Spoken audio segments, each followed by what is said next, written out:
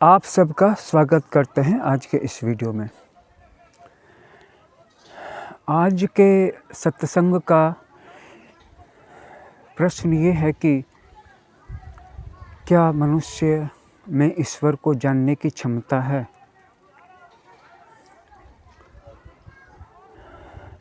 इससे एक तरफ से मानो ये एहसास होता है कि ईश्वर अपने आप को छिपाना चाहता है और मानो यह मनुष्यों के लिए कोई चुनौती है कि ज़रा तुम जानकर दिखाओ। लेकिन सच ऐसा नहीं है।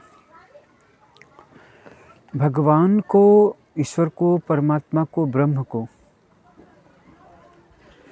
जैसे प्राप्त किया जा सकता है भक्ति मार्ग के द्वारा, वैसे ही ज्ञान मार्ग के द्वारा भी जाना जा सकता है।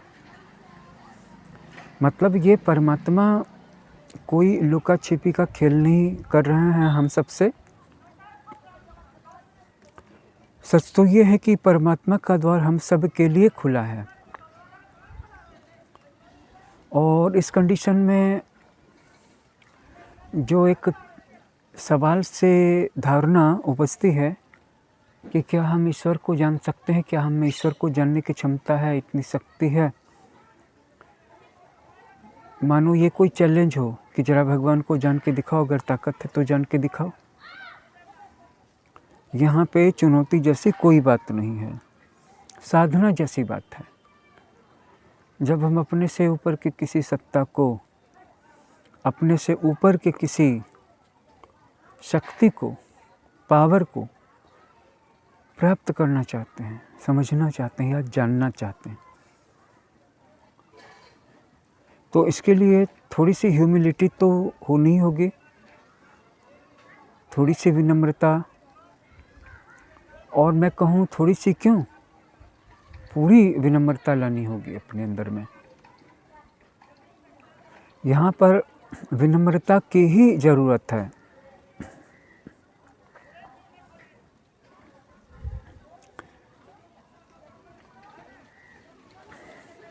ईश्वर प्रेम स्वरूप भी है, ज्ञान स्वरूप भी है, मुक्ति स्वरूप भी है। ईश्वर का भजन करने से मुक्ति नहीं मिलती है, ईश्वर खुद मिलता है, ईश्वर खुद मुक्ति स्वरूप है। और ईश्वर की पूजा करने से, उपासना करने से ज्ञान नहीं मिलता है, ईश्वर ज्ञान नहीं देता है, खुद ही अपने आप को दे देता है, अपने दरवाजे खोल देता है, क्योंकि वह ज्ञान स्वरूप भी है। इसी तरह से वह भक्ति और प्रेम स्वरूप भी है। जिन लोगों का मार्ग सरेंडर का मार्ग है, वो उस विराट को समर्पण के द्वारा और कुछ भी नहीं मांगने के द्वारा, यानी जिनके अंदर में किसी भी तरह की कोई मांग नहीं होगी कि मैं तुम्हारी पूजा करता हूँ तुम मुझे ये दे दो, अच्छा मैं तुम्हारी इतने सालों से इतनी पूजा, मैंने तुम्हारी पूजा की है और अभी भी कर रहा हूँ, इसके बदले में इतना नहीं तो कम से कम इतना तो तुम्हारा काम बनता ही है कि तुम मुझे दे दो। उस ईश्वर का जो स्पेस है, जिसकी की कोई लिमिट नहीं है, उस ईश्वर का जो डायमेंशन है, उसका जो लोक है, उसका जो प्रकाश है, जिसकी कोई सीमा नहीं है, जो असीम है, इसीलिए जिसके एक कण को पकड़ना भी असीम को पकड़ने के समान हो जाता है। हम उस ईश्वर को चाहें तो ज्ञान मार्ग के द्वारा भी प्राप्त कर सकते हैं और चाहें तो भक्ति मार्ग के द्वारा भी प्राप्त कर सकते हैं। और ईश्वर से हमारा जो भी रिश्ता है, ये रिश्ता हमारा उनसे एक जन्म का नहीं है। और इस रिश्ते का जो भी स्वरूप है, जिसे हम ज्ञान योग कह सकते हैं, भक्ति योग कह सकते हैं, कर्म योग कह सकते हैं, राजयोग कह सकते हैं, तो ये ऐसा ही रहा है।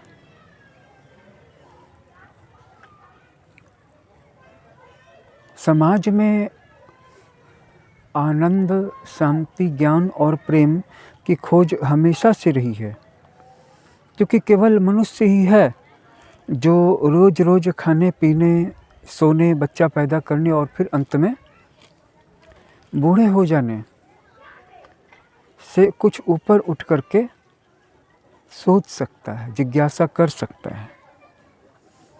उसके अंदर में ये जिज्ञासा उठ जाती है क्योंकि उसके बीज वहाँ पर पहले से ही थे।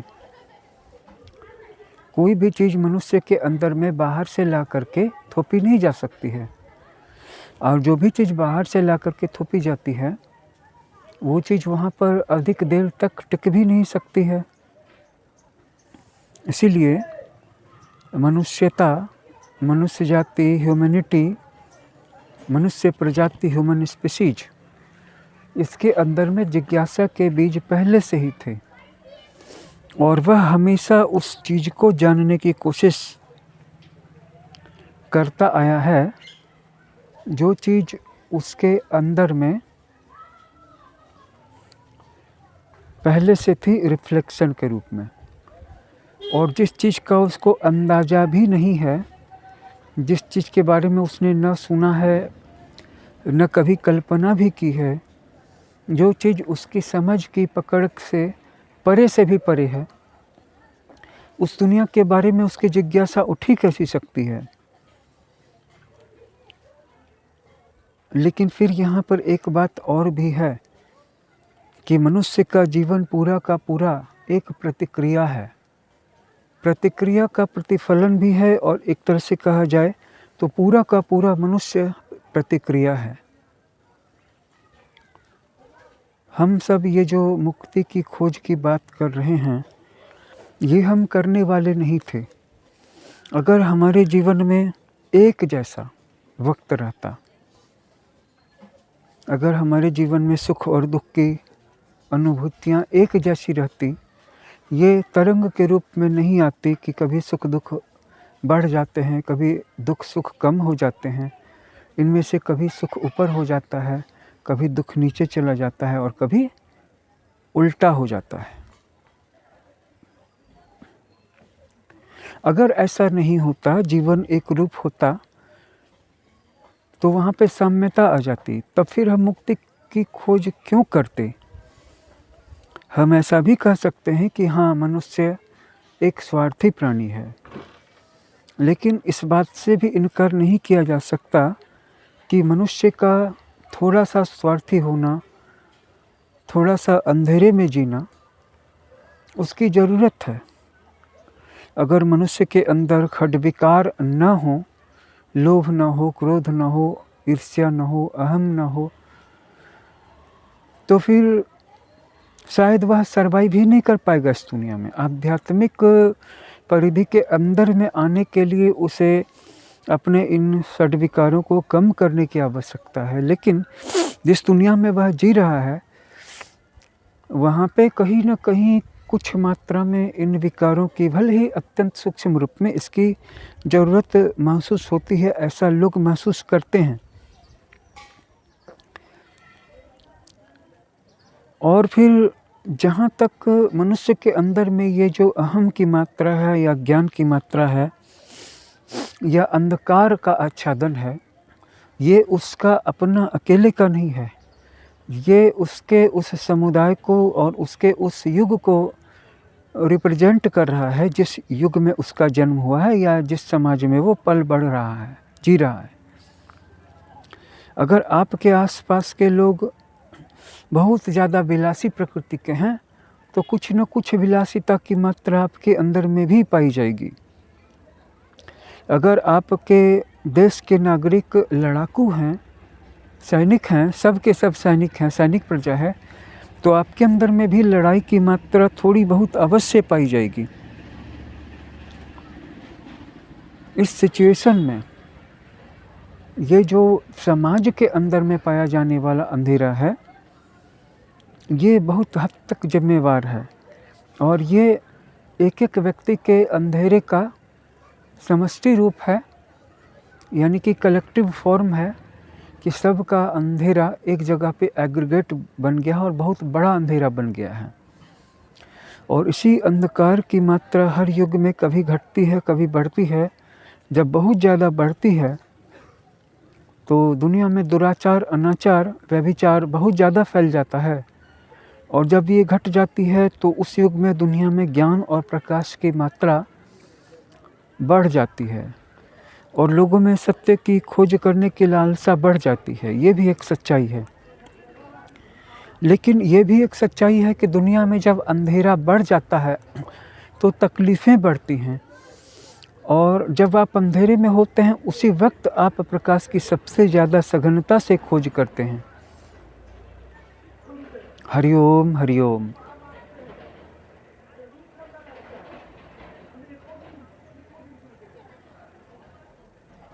इसे इस तरह से समझें कि अगर आप प्रकाश में हैं तो आप प्रकाश की खोज क्यों करेंगे? अभी दिन का समय है, थोड़ी देर में यहाँ पे संध्या होने वाली है, लेकिन अभी पूरा प्रकाश फैला हुआ है, दिन का उजाला।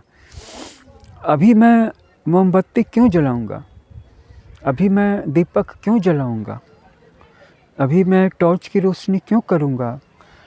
अभी मैं लेड बल्ब क्यों जलाऊंगा?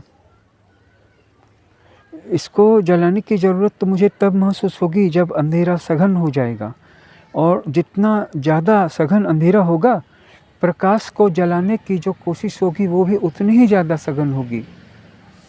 और जब जीवन में दुख ज़्यादा बढ़ जाएगा तो दुख से मुक्ति के जो प्रयास हैं वो भी उतने ही ज़्यादा सघन या इंटेंस हो जाएंगे। तो the degree of intensity is correlated to the amount of sadness, sorrow persistent there.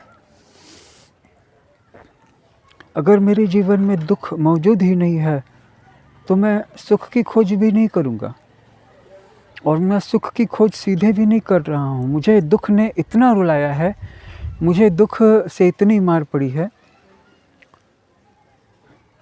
कि मुझे सुख की खोज करने की बाध्यता आ गई है। नहीं तो मैं सुख की खोज क्यों करता? अगर मेरे जीवन में दुख नहीं आता तो मैं सुख की खोज भी नहीं करता, मेरा जीवन मज़े से कट रहा होता। यही बात बुद्ध के भी जीवन में हुई। उनका जीवन सुख से कट रहा था, उनको सत्य को पाने की अकुलाहट नहीं हुई, उनके अंदर में निर्वाण, मोक्ष, परम सत्य को पाने की जिज्ञासा नहीं उठी। और ये उठी भी तो कब? जब उनको चिंता हुई, जब उन्होंने महसूस किया कि इस संसार में तो बुढ़ापा भी है, बीमारी भी है, और लोग मर भी जाते हैं, और जब ये इसके साथ हो रहा है तो मेरे साथ भी होगा। अगर कहीं उनको ये पता चल जाता कि ये दूसरों के साथ हो रहा है लेकिन उनके साथ नहीं होगा, या ये सिर्फ कुछ लोगों के साथ होता है, कुछ लोगों के साथ नहीं, तो हो सकता है कि उनके अंदर सत्य को खोजने की जिज्ञासा उठती ही नहीं।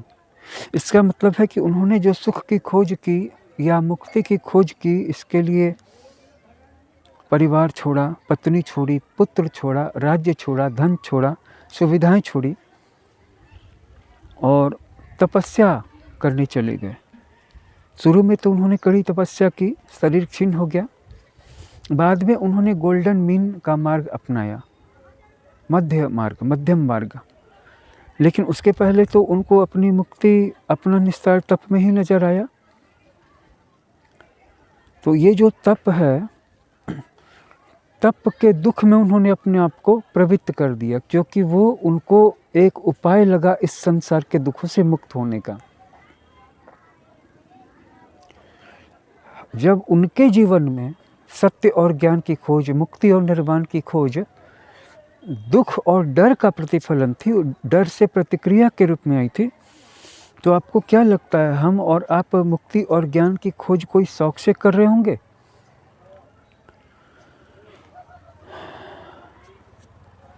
एक बलहीन व्यक्ति ही बल की खोज करता है, तलाश करता है। 5 पांडव जब जंगल में चले गए और उनको यह अनुभव हो गया कि दुर्योधन की नृशंसता, दुशासन की क्रूरता, सठता और शकुनी की चालबाजियों का जवाब वे शांत बैठे रह करके नहीं दे सकते, तब अर्जुन ने तपस्या शुरू की। उन्होंने महादेव से दिव्यास्त्र लिए, फिर वो स्वर्गलोक भी गए, वहाँ देवताओं से भी, देवराज इंद्र से भी दिव्यास्त्र लिए, क्योंकि अर्जुन जी को ये पता चल गया था कि अगर वो सिर्फ वनवास और अज्ञातवास काट भी लेंगे तो इससे दुर्योधन खुश नहीं हो जाएगा, इससे शकुनी को संतुष्टि नहीं मिल जाएगी, क्योंकि कौरव अधूरे थे। उनकी धन की लालसा और राज्य को पाने की महत्वाकांक्षा की कोई सीमा नहीं थी, और उनकी प्यास को कुछ भी ऐसा नहीं था जो मिटा सकता था। इसलिए उनको इस बात की ज़रूरत महसूस हुई कि हम कुछ और भी हासिल करें। सिर्फ वनवास का समय और अज्ञातवास का 1 साल काट करके वापस लौट जाने से वे फिर न फिर कुछ गंदी चालें चलेंगे ही, अपमानित करेंगे ही, जान लेने की कोशिश करेंगे ही। अपमानित करने में उन्होंने कोई कसर नहीं छोड़ी। द्रौपदी का वस्त्र हरण तक करने की कोशिश की, जान लेने की भी उन्होंने कोशिश की, लाक्षागृह में आग लगवाई। बचपन से लेकर के युवा होने तक कौरवों और पांडवों के बीच का जो इतिहास है, जिसमें कि कौरव हमेशा अधर्म का सहारा लेते रहे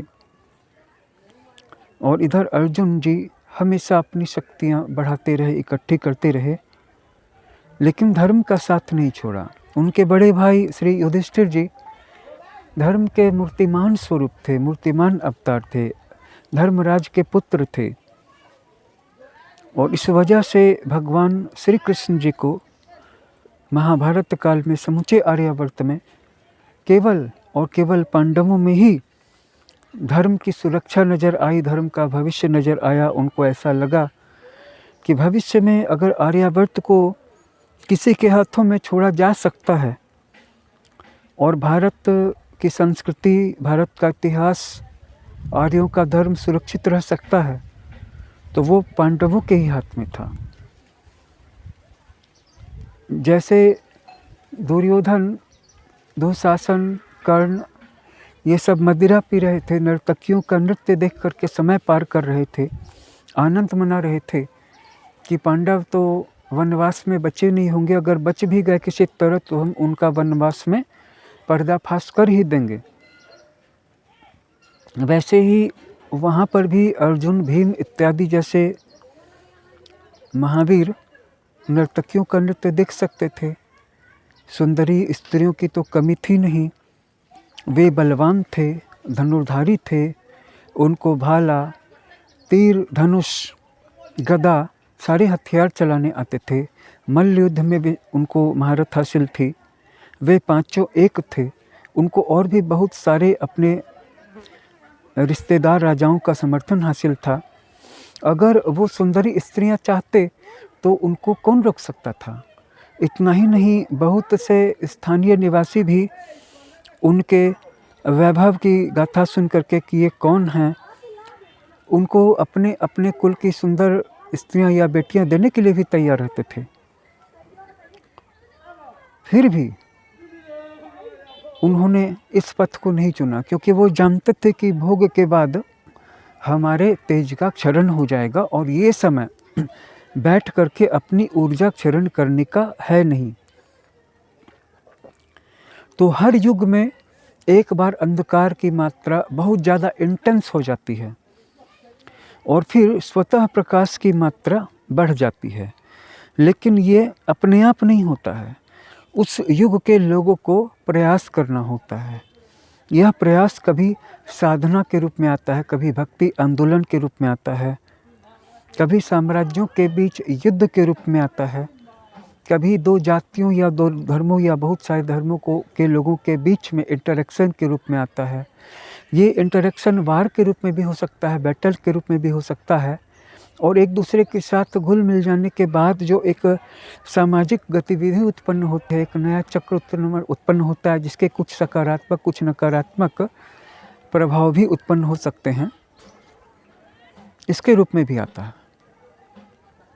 देखिए, समाज हमेशा परिवर्तन के अंदर जीता है। आप जो लोग 1950-60 में जिनका जन्म हुआ, अगर वो लोग 1980 में ये चाहते कि जो सामाजिक संरचना या जो लाइफ स्टाइल, जो कस्टम्स 1950-60 के टाइम में उन्होंने देखी थी, वही 1980-1990 में रह जाएँ, तो ये तो बिल्कुल ही नामुमकिन है। विज्ञान भी आगे बढ़ गया, अर्थव्यवस्था भी आगे बढ़ती रही और ग्लोबल इन्फ्लुएंस भी आया, रहन-सहन का स्तर बदला, मीडिया ने भी हम सबको बदला। टेलीविज़न, सिनेमा और इसके बाद फिर इंटरनेट आ गया। तो इस सिचुएशन में जिस समाज में हर चीज़ हर दिन बदल रही है अंदर से, हर एक व्यक्ति चाहे वो चाहे या ना चाहे, लेकिन इस परिवर्तन का सहभागी बनने के लिए मजबूर है। कुछ लोग आने वाले परिवर्तन की आहट को पहले ही सुन लेते हैं और खुद ही आगे बढ़ कर के उन परिवर्तनों के पुरोधा बन जाते हैं। ऐसे लोगों को हम युगांधर कहते हैं।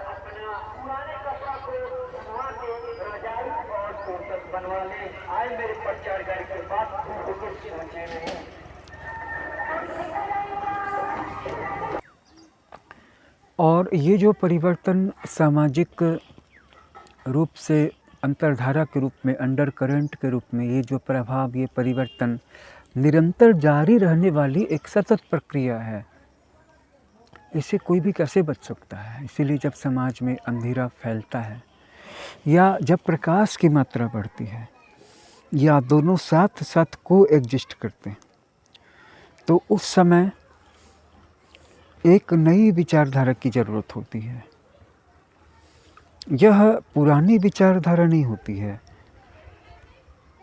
जैसे आप पुराने विचार को किसी नए प्रवक्ता के मुंह से सुनते हैं, जब आप कोई नया प्रवचन सुनते हैं, नई स्पीच सुनते हैं, तो आपको लगता है कि बातें कुछ नई नहीं हो रही हैं, लेकिन यहाँ पे वो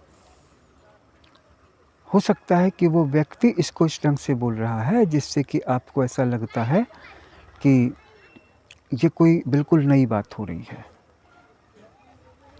हकीकत की बात तो ये है कि ये सारे विचार ब्रह्मांड में हमेशा से मौजूद थे। कुछ सूक्ष्म रूप में मौजूद थे आकाशिक धरातल पे, और कुछ दूसरे यूनिवर्सेस में, दूसरे प्लैनेट्स पे इन पे काम चल रहा था। आपकी पृथ्वी तक जो विचार आए हैं, इन विचारों को लाने वाली जो आत्माएं हैं, अगर वो आत्माएं ताज़ी हैं, नई हैं, तो आपको उनके द्वारा बोला गया एक पुराना विचार भी, ट्रेडिशनल आइडिया भी बिल्कुल नया जैसा लगेगा। क्योंकि कोई भी विचार न तो कभी पुराना होता है और न नया होता है। लेकिन जब हम युग की आवश्यकताओं के अनुसार, व्यक्तियों की आवश्यकताओं के अनुसार उसको उनके जीवन में मौजूद समस्याओं के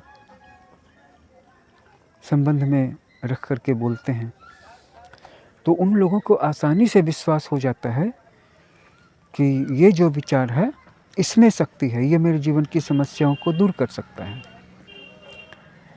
और ज्योतिष और अध्यात्म में अंतर ये है कि ज्योतिष में ये विश्वास किया जाता है कि हमारे जीवन में जो भी समस्याएं हैं, ये उन सेलेस्टियल या हेवनली बॉडीज़ के द्वारा काउज्ड हैं, यानी कि जैसे कि शनि के द्वारा मुझे दुःख मिला है, या राहु के द्वारा धन मिला है, या शुक्र के द्वारा प्रेम मिला है, या बुध के द्वारा विद्या मिली है।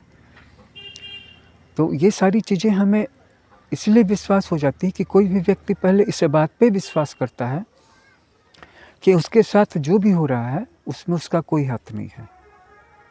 मतलब उसके जीवन में जो दुःख मिला है वो इन ग्रहों के कारण मिला है, और उसके जीवन में अगर कोई बड़ा सुख आने वाला है तो ये ग्रह ही देने वाले हैं, ग्रह ही देंगे। इसीलिए जब कोई ज्योतिषी किसी को कहता है कि तुम्हारी कुंडली में ये वाला योग बना हुआ है तो तुम भविष्य में करोड़पति अरबपति बन जाओगे, तो उसको झट से विश्वास हो जाता है, क्योंकि जिम्मेवारी अपने ऊपर नहीं ली गई है। ज्योतिष को मानने वाले कुछ मुट्ठी भर लोग इस बात को भी जानते हैं कि ये ग्रह हमारी मदद करते हैं, लेकिन काम हमें खुद करने की ज़रूरत होती है।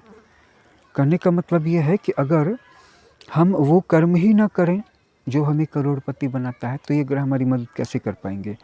और अध्यात्म में अंतर ये है ज्योतिष से कि वो पूर्ण रूप से अपने जीवन में घटने वाली सारी घटनाओं की जिम्मेवारी अपने अंदर की ऊर्जा पे डाल लेता है।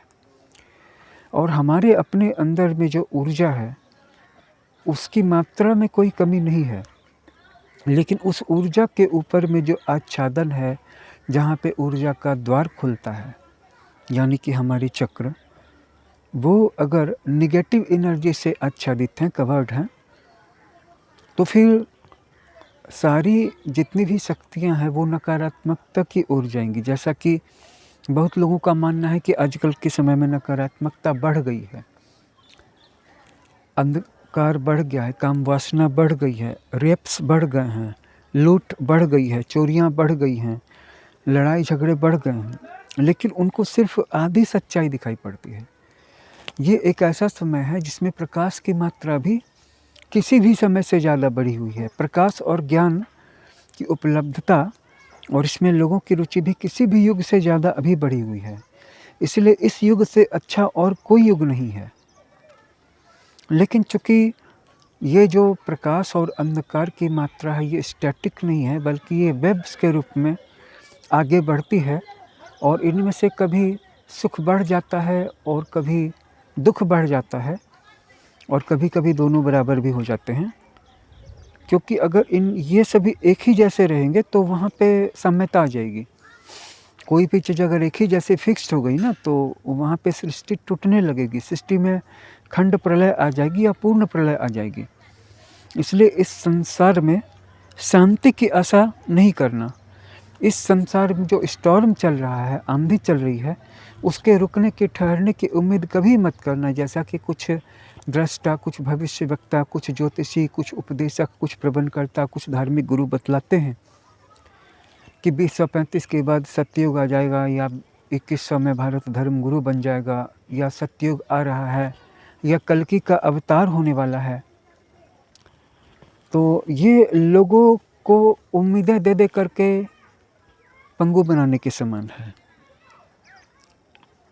जबकि आर्यपथ का जो उपदेश है, हम उस आर्यपथ की बात करते हैं जो आज से कम 5 या 10 हज़ार साल पहले भी अगर मान लो जब पांडवों का काल रहा होगा, तो उस समय से ही जो पुष्ट हो चुका था कि आर्यपथ क्या है, उसके हिसाब से जो जीवन में सारी चीज़ें बराबर होनी चाहिए, ज्ञान, कर्म, भक्ति और योग, इनकी मात्रा बराबर होनी चाहिए। और बाद के दृष्टाओं ने भी यही कहा कि आजकल का जो युग है वो कर्म प्रधान युग है, लेकिन उस कर्म में थोड़ी सी मात्रा ज्ञान की मिली हुई होनी चाहिए, थोड़ी सी मात्रा भक्ति की मिली हुई होनी चाहिए। जब ये सारी चीज़ें एक साथ आगे बढ़ती हैं तो हमारे लिए ये डिटरमाइन करना आसान हो जाता है कि अभी हमें प्रकाश की ज़रूरत है या नहीं है। और आज के समय में प्रकाश ज़्यादा फैला हुआ है या अंधकार ज़्यादा फैला हुआ है, मेरा अपना मानना है। मैं मानता नहीं हूँ, मैं देखता हूँ और मैं किसी को झूठी उम्मीदें नहीं देता कि कभी सतयुग आ जाएगा। तुम कभी ये उम्मीद मत करो कि सतयुग आ जाएगा और तुम्हें कुछ नहीं करना पड़ेगा, सब कुछ शांत हो जाएगा। चारों तरफ स्टॉर्म रहेगा, आंधी चलती रहेगी, तूफान गुजरता रहेगा, चीज़ें बिखरती रहेंगी, कि तुम स्टॉर्म की आई में शांत रहना सीख लो। दूसरे लोग तुम्हारे बारे में जो भी ओपिनियन रखते हो, लेकिन तुम उनसे अनपरप्लेक्स्ड, अनपर्टर्ब्ड होना सीख लो और तुम जो भी करना चाहते हो, जो भी करना चाह रहे हो, उसको कर डालो। तुम उसके लिए सही समय का इंतज़ार मत करो कि जब समय थोड़ा शांत हो जाएगा या बाधाएं कम हो जाएंगी या दिक्कतें कम हो जाएंगी या पैसा ज़्यादा आ जाएगा, क्योंकि तुम्हें जो करना है उसका महत्व तो नहीं है। तुम्हें जो करना है इन बाधाओं के बीच में करना है। और एक बात याद रखना, अगर ये बाधाएं ना होती तो हमारा अस्तित्व क्या ही होता। जब तक ये बाधाएं हैं, जब तक हम परेशानी में हैं, तब तक ही हम हैं, तब तक ही हमारे होने का अर्थ है, तब तक ही हमारे कर्मों में ताकत है। यही होगा ना कि हम करना चाहते थे 100 के बराबर और आंधी तूफान के बीच में कर पाएंगे 5 के बराबर। लेकिन अगर आंधी तूफान न चले और 100 की मात्रा को 100 के बराबर भी कर लें, इससे रियल ग्रोथ नहीं होगी, क्योंकि यहाँ पे सिर्फ भगवान ही हमारे गुरु नहीं है, प्रकृति माता भी हमारी गुरु है। भगवान हमें मोक्ष देना भी चाहता है, लेकिन प्रकृति माता हमें संघर्ष का सिपाही बनाना चाहती है। क्योंकि कुछ लोगों का ऐसा मत है कि एक ऐसा समय आएगा जब हम इस शरीर में, यानी मानव शरीर में जन्म लेना, मरना, इस चक्कर से बाहर हो जाएंगे। जबकि कुछ लोगों का ऐसा मानना है कि इस संसार के चक्र से बाहर होने की ज़रूरत नहीं है, इससे बाहर हो जाना ही गलती है।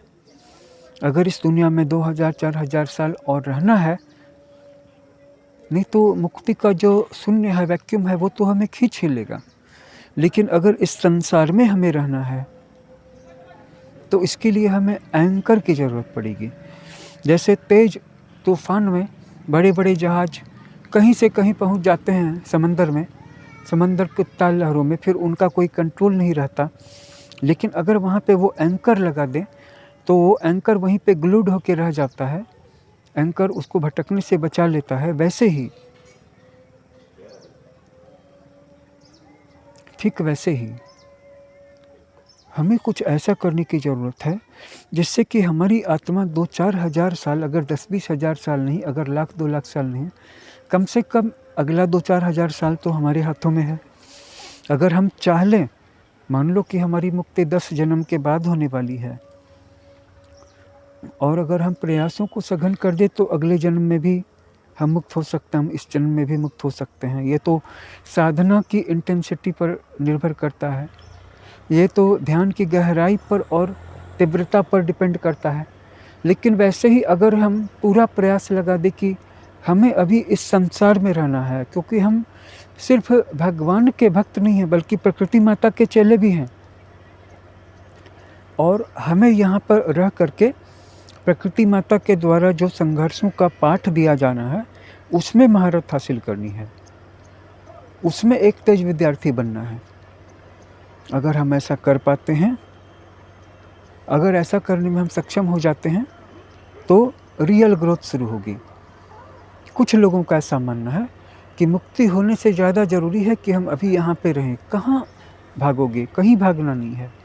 और यहाँ की समस्याओं से भाग करके, मुंह मोड़ करके, आंखें मूंद लेना भी कोई मुक्ति है? इस संसार में दुख वैसा ही रह जाएगा, इस संसार में तुम्हारे छोड़े हुए इश्यूज वैसे ही रह जाएंगे। इस संसार में ये सारे लोग, इनको तुम अपना मानते हो या पराया मानते हो? अगर तुम इनको पराया मानते हो, अगर तुम इनको बुरा मानते हो, तो ये संसार तुम्हारे लिए बुरा ही रहेगा, हमेशा नरक के तुल्य ही रहेगा। और अगर तुम इनको अपना मानते हो, अगर इनके दुखों से तुम्हें तकलीफ होती है, तो तुम्हारे लिए अच्छा रहेगा कि तुम इनके दुख को दूर करने की कोशिश करो, इनकी मुक्ति के लिए कोशिश करो, न कि अपनी मुक्ति के लिए, अपने दुखों से मुक्त होने के लिए। तुम्हारे लिए तब यही सही रहेगा। कुछ लोगों का ये मत है कि हम जहाँ पर हैं, जिस भी हालात में हैं, उसी हालात में ठीक हैं, और हमारे अंदर में जो अंधकार की मात्रा है जितनी ही है वह उतनी ही ठीक है, और जितनी ही प्रकाश की मात्रा है उतनी ही ठीक है। अगर हम प्रकाश को ज़्यादा पाना चाह रहे हैं तो इसका ये मतलब नहीं कि हम कोई बहुत श्रेष्ठ हैं या कोई बहुत बड़ी बात हो गई। इसका मतलब सिर्फ इतना है कि हमें अंधेरे से बहुत पीड़ा मिली है और हमें ज़िंदगी से बहुत मार पड़ी है, इसलिए हम अब प्रकाश, उजाला चाहते हैं और मोक्ष पाना चाहते हैं, इसलिए मुक्ति पाना चाहते हैं। हमारे अपने अंदर में मुक्ति की इच्छा हो ही नहीं सकती है। सच तो यह है कि हम जहाँ पर हैं, जिस स्थिति में हैं, जो भी है हमारे साथ, तो वही ठीक है। हम जैसे भी हैं, यहाँ पर भी हैं, वही ठीक है।